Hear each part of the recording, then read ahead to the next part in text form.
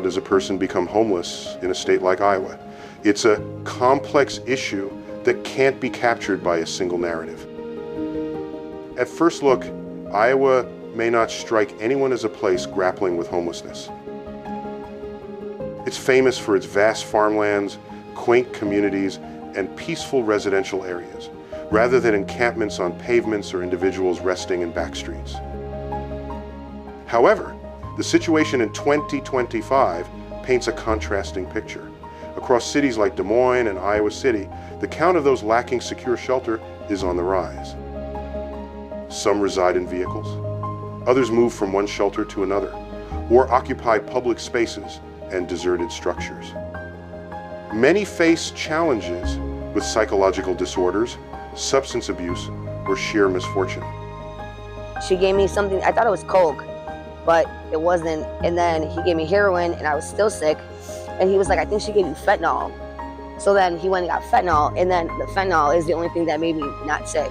I actually had a 4-bedroom house on the south side, and then I started to use drugs and I started to smoke crack, and then my money just started going really fast.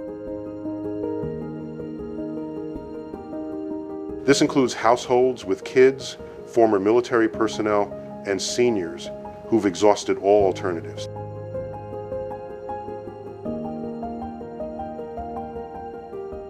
What explains this in a quintessential Midwestern state? And what measures are local authorities and residents taking to address it? In this installment, we delve into the people and statistics underlying America's homelessness emergency. Iowa's narrative is more subdued compared to New York or Los Angeles, yet it's equally vital. Homelessness is escalating as a nationwide issue in every region. And I truly believe the homelessness situation in our nation is heading toward a breaking point soon.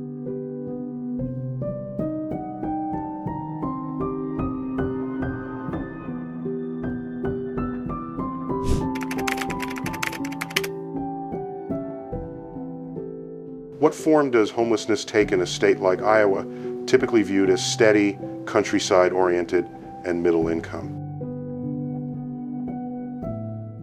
Iowa City has a building here across from the library, and I stay on the back side of that. There's cover, and so I stay there.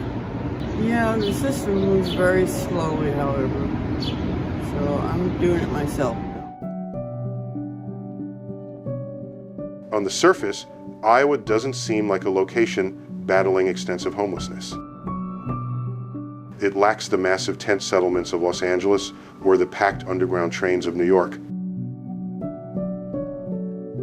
But underneath, the problem is expanding rapidly.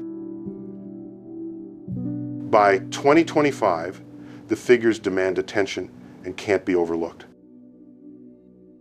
Based on the January 2025 point-in-time survey, Polk County, encompassing Des Moines, the state's capital, reported almost 1,000 people without homes, up 13% from the year before. This uptick isn't merely a minor fluctuation. It indicates a wider pattern impacting various counties statewide. Long-term homelessness has especially spiked, representing the peak levels in Polk County over the past half-decade.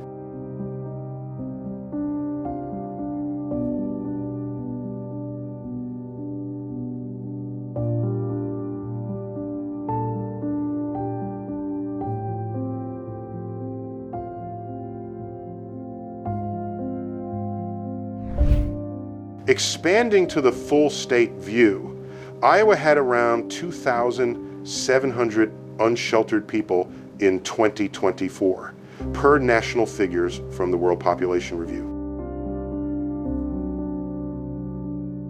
Even more revealing is the forecast from the Iowa Economic Development and Finance Authority, estimating nearly 17,000 households facing homelessness in 2025. Of these, more than 3,300 involve families with kids, comprising 20% of the anticipated homeless group. This statistic is profoundly concerning. particularly in a nation that professes to prioritize family and child protection.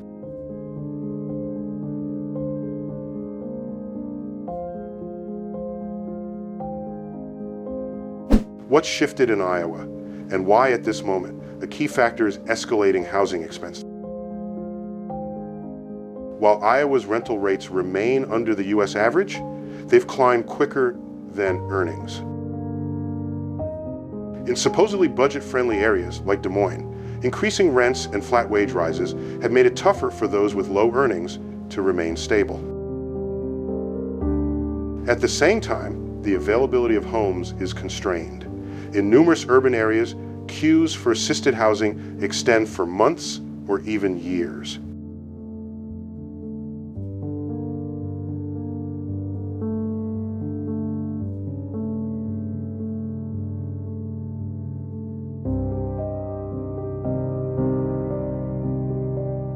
From a personal perspective, the nature of homelessness in Iowa appears to be evolving as well. It's no longer limited to males dealing with dependency or emotional health problems, though those continue to be critical elements. More and more, it's impacting older adults on set pensions, lone parents, and even employed individuals who can't cover rent. It's turned into a subtler emergency, concealed yet evident. Individuals stay in cars, temporarily stay with acquaintances, or endure harsh winter evenings in improvised setups. In contrast to major cities where the issue is starkly apparent, Iowa's unhoused population is frequently unseen, scattered, alone, and undersupported. Additionally, there's an increasing feeling of despair among those offering aid. Despite their dedicated efforts, with scarce funding, the need surpasses their capacity to assist. Shelter beds are occupied, subsidized housing options are scarce, support for mental well-being and recovery is overburdened. With additional people falling into gaps annually, questions arise. Is the framework built to resolve or merely contain?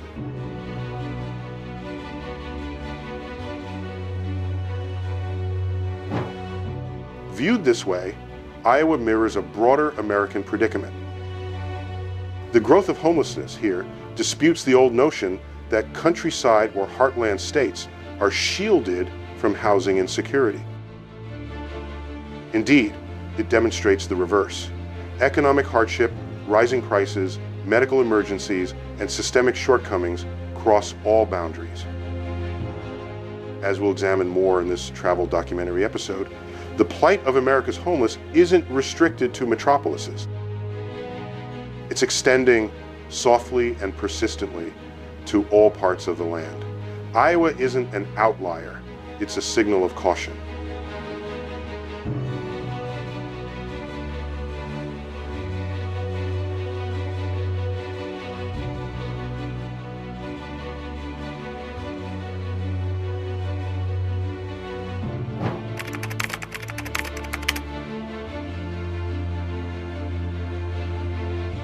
Two, stories of homeless individuals in Iowa.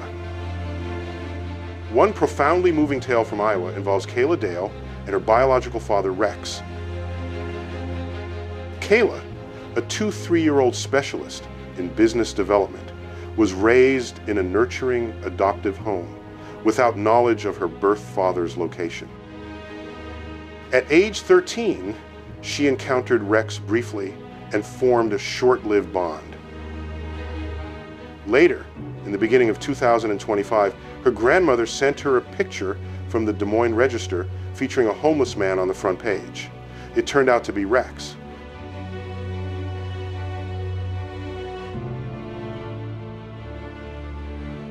Kayla had looked for him over many years before losing hope. With the help of Joppa Outreach, a community organization aiding the homeless, she located him residing beneath a bridge. During their reunion, Rex wept, labeling himself a disappointment. However, Kayla comforted him, saying, "I'm not angry or resentful. I understand you did it out of love. She emphasized that he was no longer isolated. After enduring years of solitude, this encounter demonstrated a profound truth.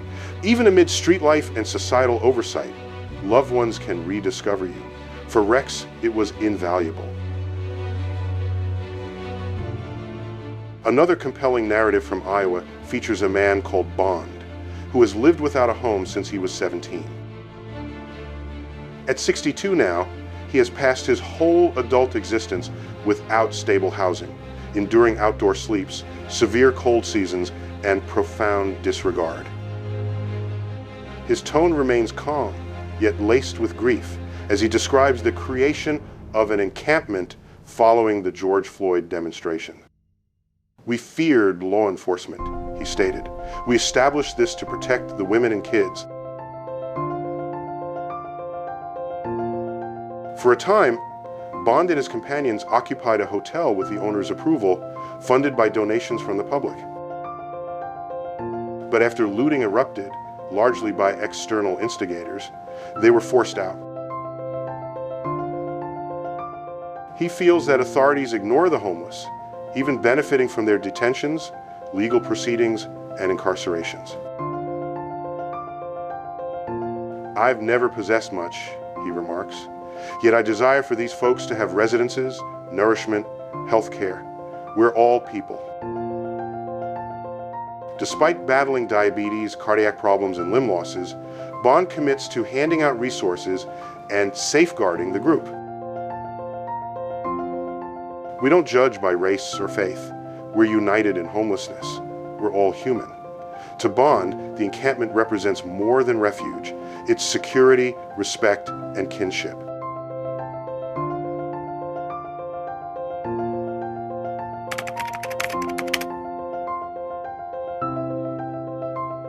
Do you recall the eerie and challenging atmosphere of the pandemic's initial phase? Naturally, we all do. Roads were deserted, businesses shuttered, and routine activities seemed like faded recollections. For those lacking homes, though, Colorado Vid wasn't merely disruptive, it was disastrous. In Iowa's homeless community, the outbreak intensified every prior hardship. Initially, public venues shut down. Facilities like libraries, community centers, religious sites, and refuges either fully closed or cut back operations. These spots offered warmth, restroom access, internet, or safe places to relax. Abruptly, those tenuous supports evaporated. Social assistance programs, already under strain, had to curtail efforts amid restrictions. Initiatives for outreach saw reduced volunteers, personnel, and funding. The scant reliability that predated the crisis faded rapidly. Food distribution centers depleted stocks. Crisis shelters decreased occupancy for distancing protocols. Loneliness deepened. In that void, dependencies and psychological disorders flourished. Based on nationwide statistics, fatal overdoses spiked in COVID's first couple of years, particularly for the unhoused. Iowa mirrored this trend. Lacking steady care options, numerous individuals resorted to drugs for relief. Admissions for overdoses and avoidable ailments climbed sharply, frequently impacting those without secure recovery spaces.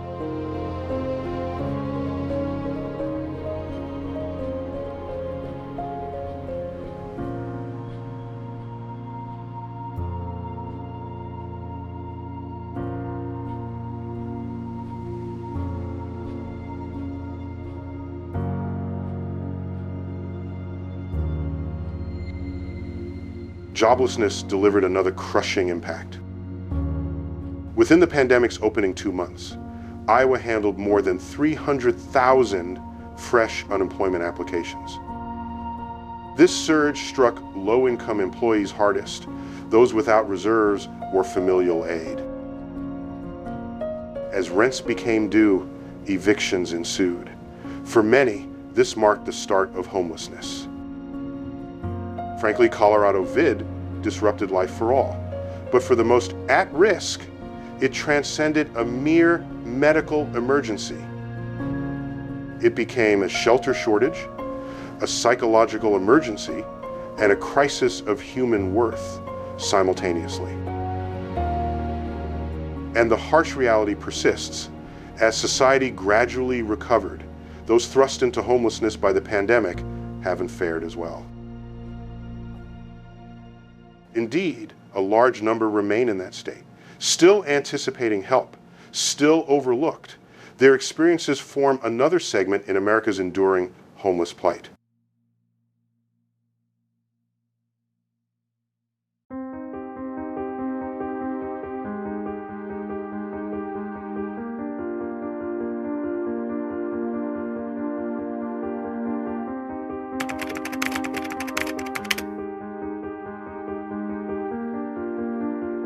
Why do addiction and homelessness frequently go together? This question calls for empathy and understanding, and it's particularly pertinent in places like Iowa, where the overlap between drug dependency and lack of stable housing is growing more evident annually. First, let's address a frequent misconception. Addiction isn't always the root cause of homelessness. In reality, for numerous people, addiction emerges as a consequence of becoming homeless. When someone loses their employment, residence, and security, the pressure can be immense. Drug use may begin as a method to handle freezing evenings, loneliness, or bodily discomfort. Gradually, it can evolve into a significant issue. Yet, portraying addiction as a personal flaw only worsens the situation. What we're dealing with is essentially a public health emergency, one that requires approaches based on awareness, therapy, and assistance.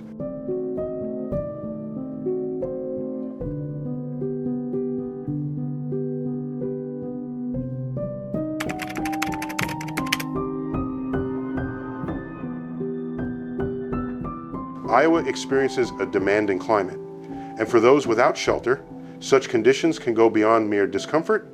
They can pose serious threats. Each season introduces fresh obstacles, and people residing on sidewalks or in vehicles must confront the outdoors in manners that most cannot fathom. Winter stands out as the most severe period. Iowa's temperatures can plummet under zero, accompanied by blizzards and icy gusts that render outdoor survival nearly unfeasible. For anyone lacking protection, a warm coat or cover is insufficient. The dangers of frostbite, hypothermia, and sickness escalate dramatically. Even emergency shelters, which attempt to add more spaces in colder months, frequently reach capacity rapidly. Some are denied entry due to overcrowding. Others opt out, concerned about security, regulations, or the risk of their possessions being stolen.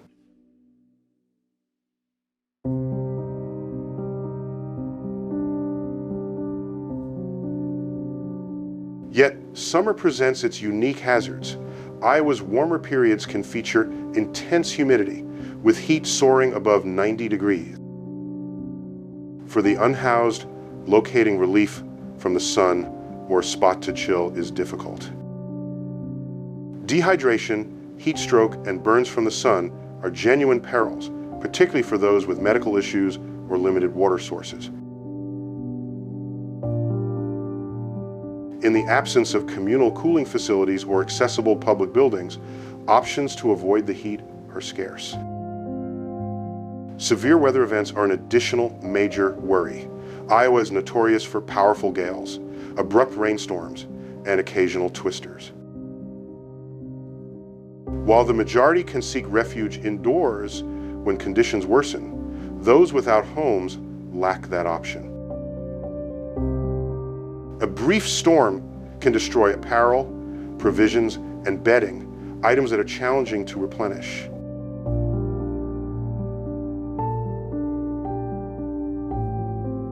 6. The importance of social assistance and community resources. What types of assistance are truly accessible when a person ends up without a home? In Iowa, numerous services are in place to aid those dealing with unstable housing, though their reach and effectiveness can differ based on area, budget constraints, and personal circumstances.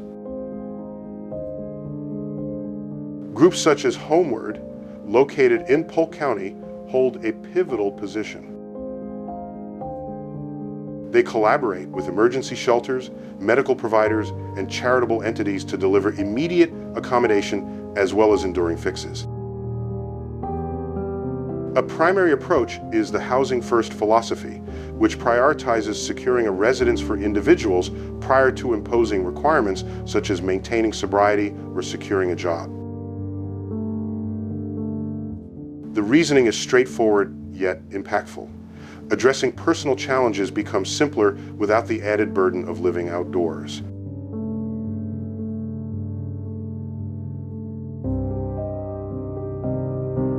Seven, initiatives by government and local groups to tackle the issue. Overcoming homelessness demands more than mere goodwill. It requires strategic planning, teamwork, and sustained dedication. In Iowa, state and municipal authorities, together with charitable organizations, have begun implementing meaningful measures toward genuine resolutions. Although obstacles persist, there are grounds for measured optimism. Among the boldest recent endeavors is the Polk County Blueprint for Decreasing Homelessness, 2025-2029. Introduced in May 2025, this initiative united more than 250 local participants, encompassing elected leaders, nonprofits, healthcare specialists, property builders, and religious communities. Its core objective? To diminish homelessness via enhanced collaboration, greater housing stock, and unified assistance programs.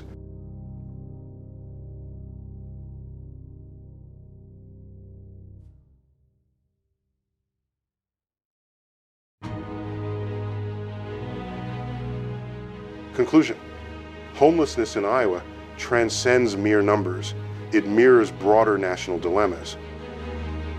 From escalating rental prices and the ongoing repercussions of COVID-19 to substance dependency, severe climate, and an overburdened aid network, the predicament unfolds in intricate manners. Yet, it's evident that Iowa is proactive. Via joint strategies like the 2025-2029 Blueprint and the growth of supportive accommodations, the state is establishing foundations for progress. Nevertheless, we need to question, does it go far enough? Eradicating homelessness in America calls for beyond interim refuges or formal documents. It necessitates enduring funding, collective resolve, and empathy. Above all, it urges us to view the homeless not as an issue to control, but as individuals to empower. This narrative isn't exclusive to Iowa. It's woven into the wider American fabric, illustrating how we support one another in tough times. In that regard, it's incumbent on everyone to ensure this segment evolves into a positive outcome. For in a nation as prosperous and resourceful as ours, no one ought to be abandoned in the elements, overlooked and unheeded.